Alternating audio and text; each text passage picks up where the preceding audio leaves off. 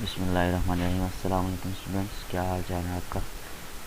अच्छा स्टूडेंट्स, आज हम 7th क्लास का फिज़िक्स का discussion of light chapter 9 start करेंगे, जिसके हम टॉपिक्स 9.1 एंड 9.2 स्टार्ट करेंगे। फर्स्ट टॉपिक है हमारा रिफ्रैक्शन। तो रिफ्रैक्शन क्या होता है बेटा? रिफ्रैक्शन होती है कि आप फॉर एग्जाम्पल इस डायग्राम में देख सकते हैं कि एक बॉक्स टाइप बना हुआ है। ये हमने ग्लास को प्रेजेंट किया हुआ है, ठीक है। और किसी भी ग्लास में से जब कोई लाइट रे पास करती है, यानी कि जो फर्स्ट लाइट रे है उसको हम इंसिडेंट रे का नाम देते हैं, जो आप इसकी स्टार्ट में पढ़ें। जब ये इंसिडेंट रे किसी ग्लास में से किसी ग्लास मीडियम से पास करती है, तो ये पास करने के बाद थोड़ी सी बेंड हो जाती है, और बेंड करने के बाद ये आगे ट्रेवल करती है। इस रे को हम रिफ्लेक्ट, जो रे बेंड करती है, इसको रिफ्लेक्टेड कहते हैं। अब इंसिडेंट रे में से जो लाइट ट्रैवल कर रही है वो है रेयर मीडियम से आ रही है, यानी कि उसमें लाइट की स्पीड बहुत ज़्यादा होती है। लेकिन जब वो इंसिडेंट रे ट्रैवल करके पास आउट करके इस ग्लास को रिफ्रैक्ट करके बेंड होकर किसी और मीडियम में जाती है, तो जो दूसरा मीडियम है वो डेंसर मीडियम यानी कि पानी है, ठीक है। तो उसमें जो लाइट की स्पीड होती है वो कम हो जाती है, ठीक है। तो ये रिफ्लेक्शन, ये जो प्रोसेस होता है इसको रिफ्लेक्शन कहते हैं। यानी कि आप इस एक और डायग्राम में देख सकते हैं कि हमने पानी के एक गिलास में एक पेंसिल को डिप किया हुआ।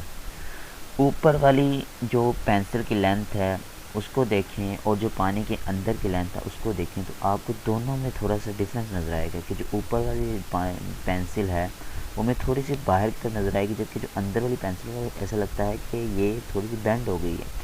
ये प्रोसेस भी ड्यू टू रिफ्लेक्शन की वजह से होता है कि जो ऊपर वाली लाइन आप देख सकते हैं पानी से बाहर वाली पेंसिल है उसको हम इंसिडेंट रे कह लेते हैं। और जब वो किसी ट्रांसपेरेंट मीडियम से ट्रैवल करता है, ट्रांसपेरेंट मीडियम होता है बेटा जिसके आर पार देखा जा सकता है, यहाँ पे किसी के आर पार लाइट ट्रैवल कर सकते है, उसको ट्रांसपेरेंट मीडियम कहते हैं। जैसे कि हमारे पास बहुत सारे ऐसे ग्लासेस होते हैं जिसके हम आर पार देख सकते हैं, ठीक है। तो उसमें से जो लाइट पानी के मीडियम से बाहर, ग्लास के बाहर वाली जो पेंसिल है वो इंसिडेंट रे है आपकी। और जब वो एक मीडियम से ट्रैवल करके दूसरे मीडियम में चल जाती है तो थोड़ी सी बेंड हो जाती है, उस रे को हम रिफ्रैक्टेड रे कहते हैं, ठीक है।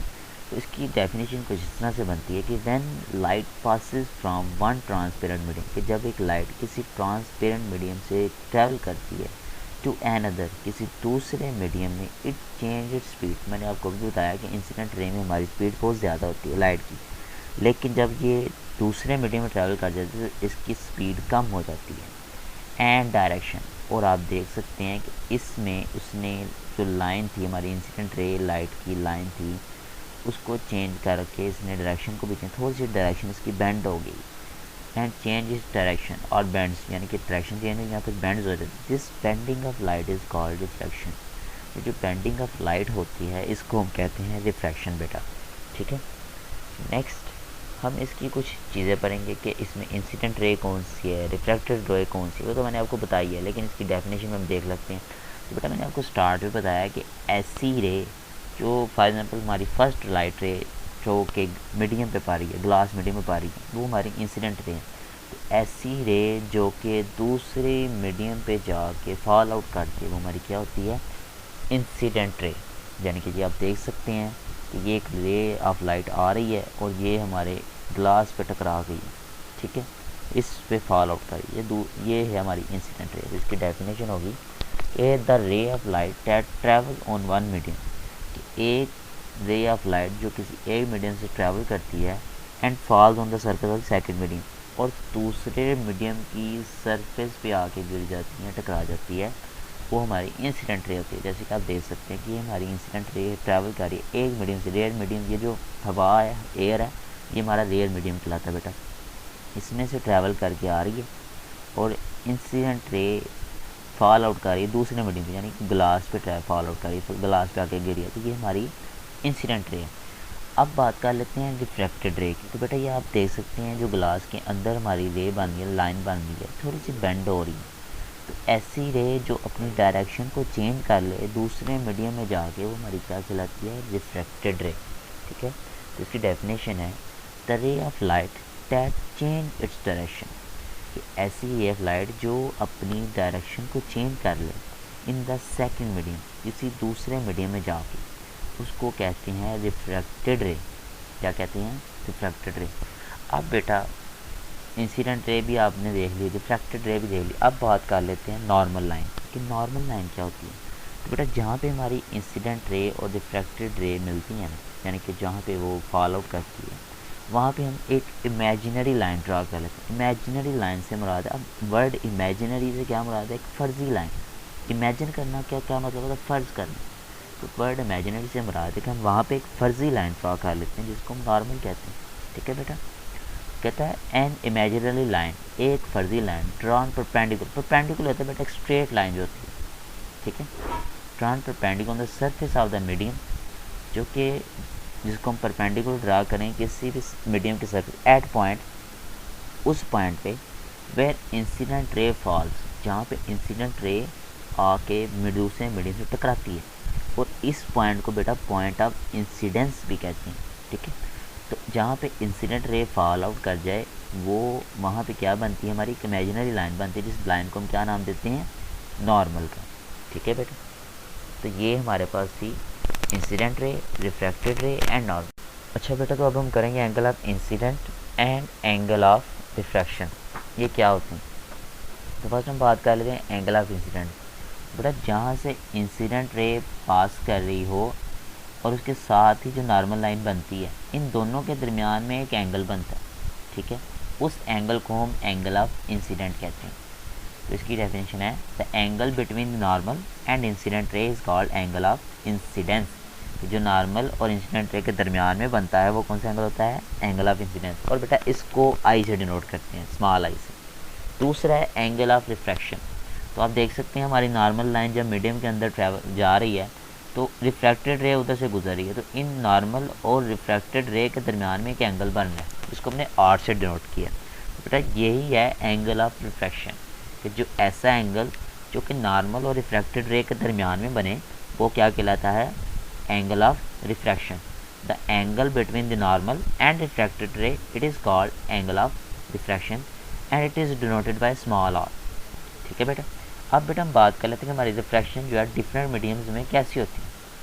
कि इंसिडेंट रे बड़ी होती है कि रिफ्रैक्शन बड़ी होती है, क्या वर्क होता है वो आज हम देखेंगे। कहता है when light passes from air into water glass, कि लाइट एयर से ग्लास में और फिर पानी में और फिर ग्लास में ट्रैवल करी। ठीक है। तो इसमें it bends toward the normal. तो बेटा मैंने आपको बताया जब हमारी इंसिडेंट रे एयर में से ट्रैवल करती है तो उसकी स्पीड बहुत ज़्यादा होती है। एयर रेयर मीडियम है और रेयर मीडियम में लाइट की स्पीड बहुत ज़्यादा होती है, लेकिन जब वो डेंसर मीडियम में जाती है यानी कि पानी में जाती है तो उसकी स्पीड ऑफ लाइट कम हो जाती है। ठीक बेटा। अब आप देखेंगे जब इंसिडेंट रे यहाँ से टकराती है ट्रांसपेरेंट मीडियम पे और बेंड हो के जाती है, तो ये देखेंगे आपकी जो रिफ्रैक्टेड रे है वो बेंड हो रही है टुवर्ड्स नॉर्मल, यानी कि नॉर्मल की तरफ बेंड हो रही है। तो इस वजह से इसने कहा है कि it bend towards the normal. और मैंने अभी आपको बताया कि जो इंसिडेंट रे वो तो हवा में है, इसकी मतलब उसकी स्पीड ज़्यादा होगी, इसीलिए वो कहता है the incident ray is greater than, या फिर the angle of incidence is greater than the angle of refraction. ये देखें जब हमारा एंगल ऑफ इंसिडेंस अब बड़ा बन रहा है और एंगल ऑफ रिफ्रैक्शन छोटा बन रहा है, इसलिए एंगल ऑफ इंसिडेंस क्या हो रहा है? बढ़ता जा रहा है और एंगल ऑफ रिफ्रैक्शन कम होता जा रहा है। नेक्स्ट कहता है कि जब इसी लाइट को पानी से ग्लास में और फिर एयर हवा में लेके जाए तो क्या होता है? When light passes from water और ग्लास इनटू एयर, कि जब लाइट को पानी से ग्लास में फिर हवा में लेके जाए तो क्या है?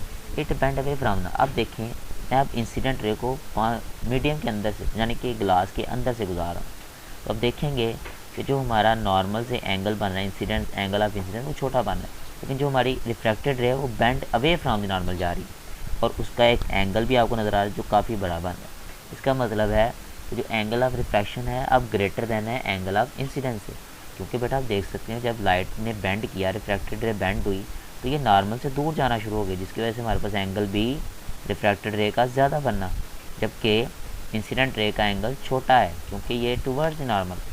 ठीक, इसी वजह से वो कहता है angle of refraction is greater than the angle of incidence. लेकिन ये कब होगा? जब ये लाइट एंगल और इंसिडेंट रे पानी में से हवा में जाएगी। ठीक है, तो क्या होगा? Angle of refraction greater than होगा एंगल ऑफ इंसिडेंस। लेकिन अगर वही light of incidence air into water glass जाए, हवा से गिलास और पानी में जाए, तो फिर एंगल ऑफ इंसिडेंस बड़ा होगा towards the angle of refraction. ठीक है बेटा, उम्मीद करता हूँ आपको समझ आ गई होगी। अपना बहुत सारा ख्याल रखें और दुआओं में याद रखें बेटा। ओके, अल्लाह हाफिज़, ईमान अल्लाह।